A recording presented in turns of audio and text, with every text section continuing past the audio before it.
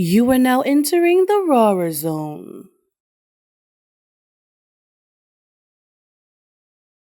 Cee Flame, representing Galore Pen. I'm here with Rawrrzone. You already know this. So first question, what's your name, who you rep, and what you do? My name is Noelle Kay. I rep Team Noelle Kay out the BX, and I'm a singer-songwriter. I wear so many hats. I'm a media host, podcaster, an actor, all of that. Do it all. Awesome. But we here tonight for the singing and the songwriting. Yes. Now, as a singer, you know it's going to be real emotional tonight, right? The theme tonight, the Giveback, represent for cancer in general, but sarcoma cancer specifically for the person that they're representing in the charity. As an artist, right? Events like this is about community. How do you define community? So my brand in itself is Team Noelle Kay, so I'm all about community outreach.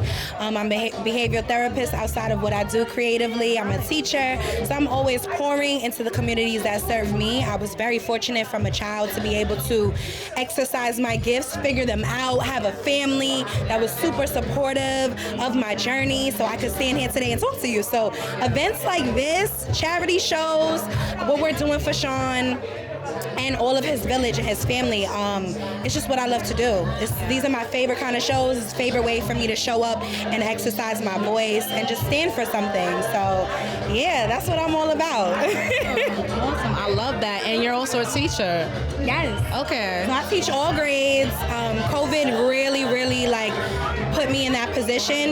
Being essential workers, not many jobs were even available for people. So, my job at the time, had me going full throttle, full time, and I was just able to kind of cultivate an experience for them, to be a leader for them and show up for them and give them a voice that I've given myself. So yeah, that's just what I do outside of being a creative, and it really pours into me and gives me energy. But they crazy. My kids are crazy. That's how it happens, And as I worked with kids for a long time too, so I absolutely get that. Does that add to any sensitivity in your music when you want to create, thinking about, all right, well, children is listening to this, one of my students might listen to this? Absolutely. I think a lot of my original music is very commercial because I work with children, so a lot of the hooks, the sounds, the writing, I don't curse in my my originals. You catch me on a freestyle though on a Wednesday or on a feature with another artist, and I might dibble and dabble in a little bit of more of the racy stuff, but for the most part, yeah, I'm very conscious of it. It flows from it. I'm also very in tune with God, so a lot of my creativity comes from my relationship and my talks with self, and then with my higher power. So really it does play a part, but I try to make sure that I'm staying true to myself and not just trying to cater to a specific audience because I'm a role model for them. But yeah. Do you feel like other artists should understand themselves as role models, or they shouldn't take it as seriously? I know that everyone has their own opinion of it. I just want to know where you stand with that. I think perception is everything sometimes. A lot of times you don't have to care about what people think, but if you know your place and your purpose, you want to be mindful of what you stand for. So no pressure to it. Depending on your audience and who you're trying to get your message across to, that's who you should cater to. But I do think that being an influencer, because the youth is going to watch you and the youth is the future, we want to put our best foot forward, and we would want to do what we would want our kids to see. So again, my kids, they don't follow me all on social media and stuff like that. So I try to be my authentic self always, but just respectable, and I carry myself with high regard because that's how I want to be treated. So I think it just kind of all falls into play and what the BAP is about, and just living the Black American princess experience. Yeah, I love that. Hey. Okay, yes. I'm trying to think of the next question for you. But You just said a lot of beautiful things, and I was like, wow, this is so nice. Teaching, giving back to the community, that's what it's about.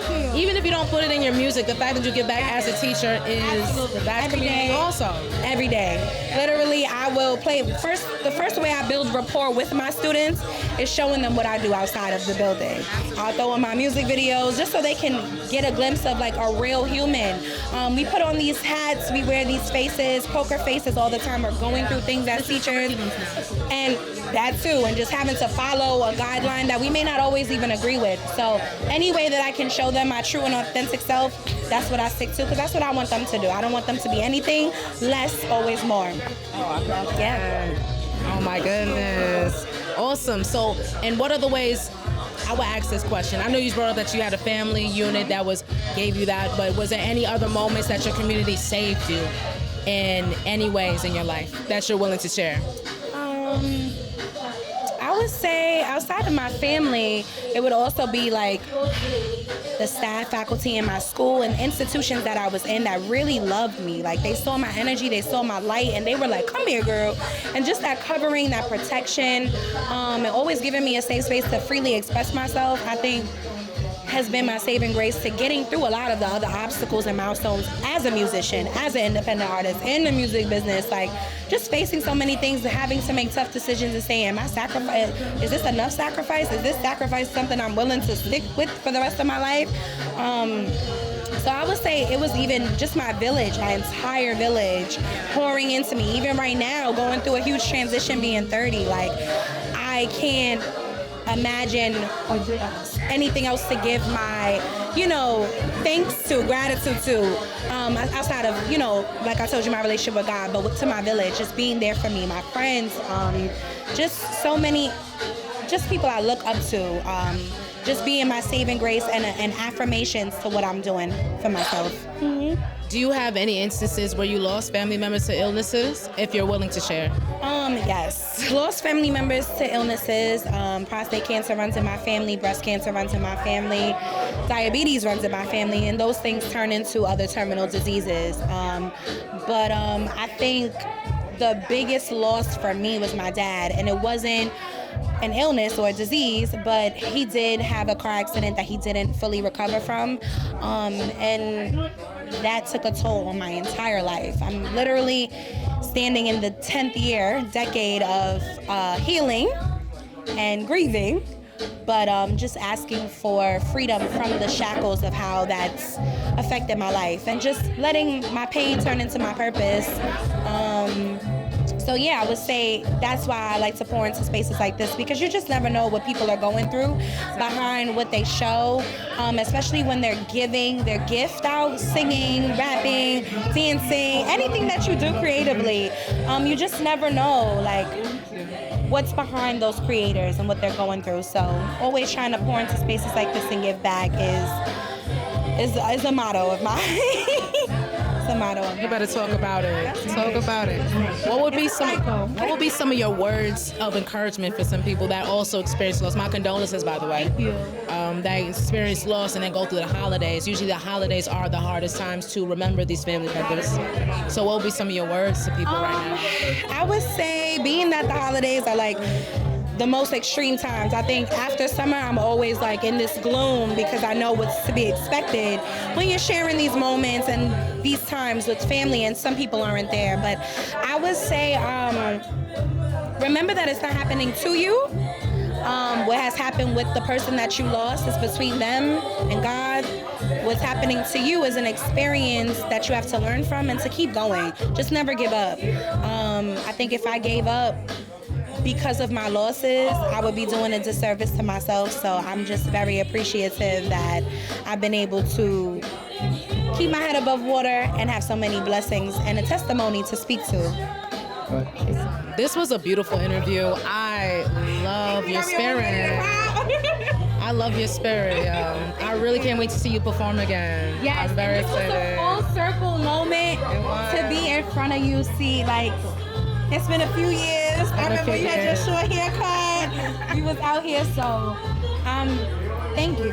Thank you for doing this interview with me. That's not a problem. This moment I live for. So I love you. I've always loved what you've done. Right back. How you spit.